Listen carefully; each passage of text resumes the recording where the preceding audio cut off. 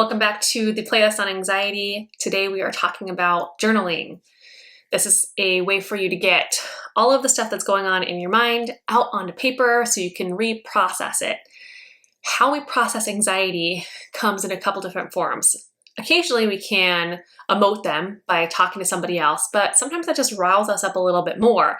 Talking through our anxiety oftentimes does not give us the space we need to consider the possibilities of unwinding the anxiety. Another option is somatically through the body, where we actually take the entire thinking brain out of the equation. We move all of that energy into the body. We process it through the body without having to think about it, by moving, by shaking, by doing exercise, by doing breath work. All of that is already on the channel. Check that out if you feel like you need to move that and process that through your body. If you want a more cognitive approach to processing your anxiety, you might want to try some of these journaling prompts. So we're going to go through 3 different types of journaling prompts that could help you think through the root of your anxiety and untangle it a little bit so that it feels a little more manageable and like it has less of a hold on you.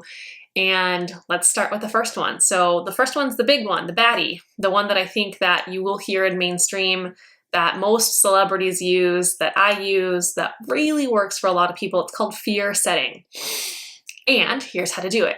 You can't just think it in your brain, right? You have to actually write it down and then reread it. So that's the important thing about the processing, is writing it down and rereading it. So truly, go ahead and grab yourself your journal and your pen and write this stuff down. Maybe just write it on your computer, that's fine too, as long as you're writing it down. Here's what I want you to write. What is the literal worst case scenario? Okay, that's what we're trying to get to. What's the worst case scenario? Now, if you're saying the worst case scenario is that he'll break up with me, okay, start with whatever it is. Now get under it. The worst case scenario, he'll break up with me. It's not the worst case scenario. What's under that? The belief. Then I'll be alone forever and nobody will ever pick me. So the worst case scenario isn't what will immediately happen. It's the result of whatever you think will immediately happen. It's the future that you're imagining yourself to have, all the catastrophizing that will end up happening as a result of whatever the small event is, the big event of being alone forever. That's the literal worst thing that could happen. So really get under that. And here's the trick to getting through that, is that I don't want you to be rational about it. I want you to invite your inner child into this discussion and let them go nuts. Just paint the picture of all the irrational things that could happen. Oh my gosh, okay, so then after he breaks up with me, then I get eaten by a shark, and then in the belly of the shark, then it's really dark and I'm cold forever, and then I get spit out, and then someone laughs at me, and really just let your inner child tell the story of anxiety, because most of the time that we are feeling anxiety, it's in the inner child wound of I can't, I'm too scared, I'm so scared that this is going to happen. And a lot of the reasons that we're scared are probably not even rooted in reality. The ones that are rooted in reality are things that we can handle and we are in control of. So getting it all out, get the whole narrative of being eaten by a shark and disappointing your parents and being laughed at and being alone forever, whatever it is, crazy, stupid, dumb things, it all makes sense to the inner child. Get that all out. Write the whole narrative. Then go back and look for the reality versus the fantasy. Okay, this is definitely, I'm not going to get eaten by a shark. That's definitely not going to happen. Okay, that's silly.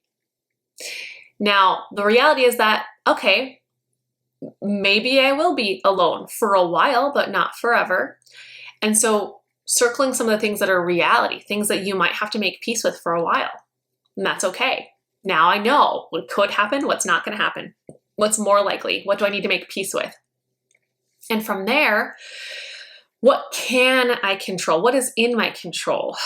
What am I able to do? If the fear is that I'll be alone for a while, am I okay with that? What does my higher self have to say about being alone? Actually, it kind of sounds okay. Sounds like maybe it's something that would be scary but beneficial. I might be able to get down with that and remind my inner child that it's not going to be forever. It's just going to be for a short period of time. And then what else can I do? Like, what are some things that I can do here that help me with this fear? Well, I can maybe read a couple of books on self-help, or I can start talking to a counselor or a coach, or I can dig into the things that I haven't been doing for myself for a long time. Like I can paint, I can read, I can get back into shape if I wanted to. I can spend more time at work. I can spend more time with my dog. You know, being able to recognize that there are actions here that alleviate the fear that we've uncovered. So that's fear setting. Start with getting the whole big, weird, ugly fantasy picture out there, circling the things that are in reality, and then starting to make a game plan of how you actually can handle this. Remind yourself that there are small pieces here that are out of your control, and that's not even worth worrying about. Those things I can't control anyways. Not a big deal. It's good to know that those are worries. It's good to know that they're there. That's why we have them on this paper. But they don't need any action. That's something that I just breathe deep into. Whew. Shake out, get out of my mind, and then focus on the things that I really can make a difference on. All right, that's number one, fear setting.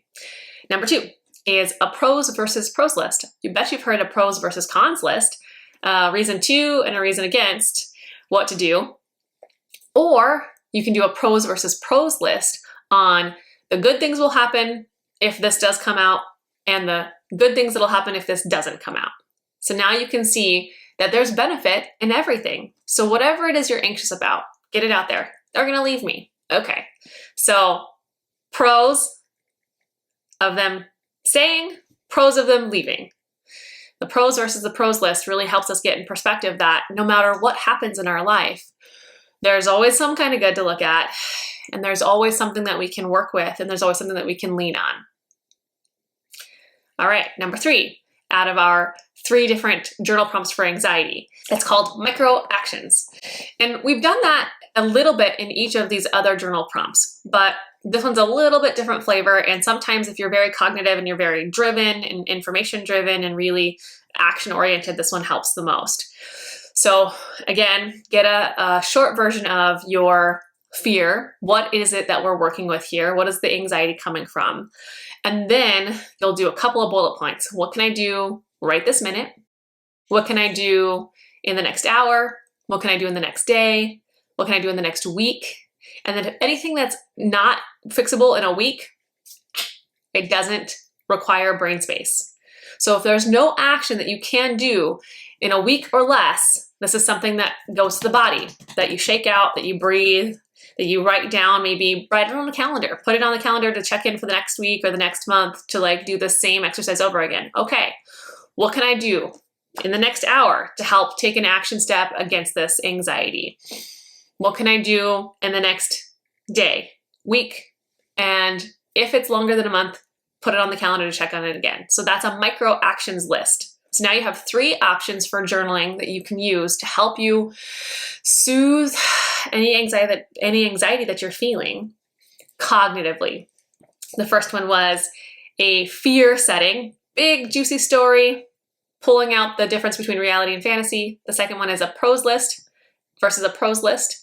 What's the good thing about this happening? What's the good thing about this not happening? Recognizing that no matter what, it's going to be okay. And the third one is micro actions. What can I do right now, later today, this week? And do this whenever you think that you're feeling the need for it. Do it with every different type of anxiety that you're feeling. So every scenario that you have that comes up, you can do a fear setting, a pros list, and a micro actions list on to really help you soothe the cognitive portion of your brain.